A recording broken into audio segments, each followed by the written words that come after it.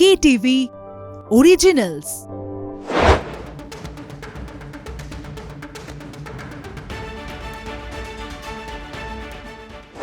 শুরু করছি stadium bulletin powered by 1x bat. আমি জয় জ্যোতি রয়েছি আপনাদের সঙ্গে।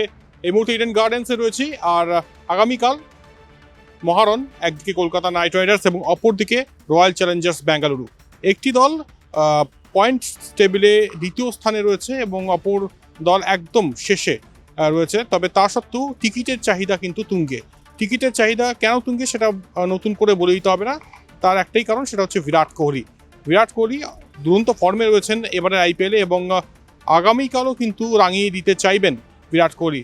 কলকাতা নাইট রাইডার্সের পক্ষে একটা কথাই বলবো যে কলকাতা নাইট রাইডার্স গত ম্যাচেও ভালো পারফরমেন্স দেখিয়েছিল, কিন্তু ডেথ ওভারে প্রচুর রান দিয়ে দেওয়ায় কিন্তু সেই ম্যাচটা হাতছাড়া হয় এবং জস বাটলার একদম শাসন করেন বলা যেতে পারে ইডেন গার্ডেন্সে। যে ভুলটা হয়ে গিয়েছে সেই ভুলটা যাতে আর না হয় সেটার জন্য কিন্তু অবশ্যই তৈরি থাকবে কলকাতা নাইট রাইডার্স। এবং একই সঙ্গে এটাও বলে রাখি যে আজকে বৈভব আরোরা কলকাতা নাইট রাইডার্সের হয়ে প্রেস কনফারেন্স করেন এবং তিনি যেটা বলেন যে পরিকল্পনাটা তারা নিচ্ছেন সেই পরিকল্পনার বাস্তবায়ন প্রয়োজন, এক্সিকিউশন প্রয়োজন এবং সেই জিনিসটাই কিন্তু আগামীকাল করতে চাইবে। মিচেল স্টার্ক নিয়ে কথা হয়। মিচেল স্টার্কের প্রসঙ্গে বৈভব আরোরা বলেন যে মিচেল স্টার্কের সব দিন ভালো যাবে না এবং যেদিন ভালো যাবে না সেদিন অন্যান্য বোলাররা অবশ্যই পরিপূরক হিসেবে কাজ করবে। এরপর আসি অন্যান্য প্লেয়ারদের কি কম্বিনেশন হতে পারে। আগামীকাল রিঙ্কু সিংকে কি একটু আপ অর্ডারে দেখা যেতে পারে, সেটা নিয়েও কিন্তু চিন্তাভাবনা চলছে এবং তরুণ ক্রিকেটারদের উপর কিন্তু অবশ্যই ব্যাংক করছেন গৌতম গম্ভীর। তবে রবিবাসরীয় ম্যাচ ভীষণ গুরুত্বপূর্ণ হতে চলেছে কলকাতা নাইট রাইডার্সের জন্য, কারণ এই মুহূর্তে দাঁড়িয়ে 6টি ম্যাচের মধ্যে 4টিতে জয়লাভ করেছে কেকেআর, 2টিতে হেরেছে এবং দ্বিতীয় স্থানে রয়েছে। তবে কালকের ম্যাচ জিতে আরও এগিয়ে যেতে চাইবে টিম কেকেআর।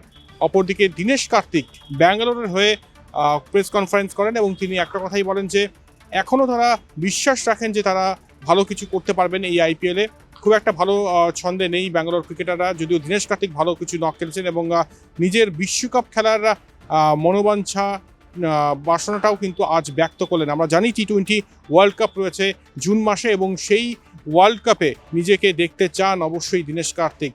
সেটা হবে কিনা সেটা অবশ্যই সময় বলবে, তবে দল নিয়েও আশাবাদী এবং ব্যাঙ্গালোর অবশ্যই কলকাতাকে চ্যালেঞ্জ ছুড়ে দেবে বলে আশাবাদী দীনেশ কার্তিক। ভুলে গেলে চলবে না, এই দীনেশ কার্তিক কিন্তু কলকাতা নাইট রাইডার্সের ক্যাপ্টেন ছিলেন একটা সময়। তাই কেকেআর প্রসঙ্গে প্রশ্ন করা হলে তিনি একটা কথাই বলেন যে কেকেআর খুব ভালো টিম এবং খুব ভালো খেলছে এবারের আইপিএল। দেখা যাক কি হয় আগামীকাল এবং প্রতি মুহূর্তের আপডেট কিন্তু আপনারা পাবেন কলকাতা টিভি অনলাইন এবং কলকাতা টিভির পর্দায়। তাই চোখ রাখুন কলকাতা টিভি অনলাইন এবং কলকাতা টিভির পর্দায় এবং একই সঙ্গে ইনসাইড স্টোরির জন্য চোখ থাকুক স্টেডিয়াম বুলেটিনে। শেষ করছি এখানেই stadium bulletin powered by 1x bat.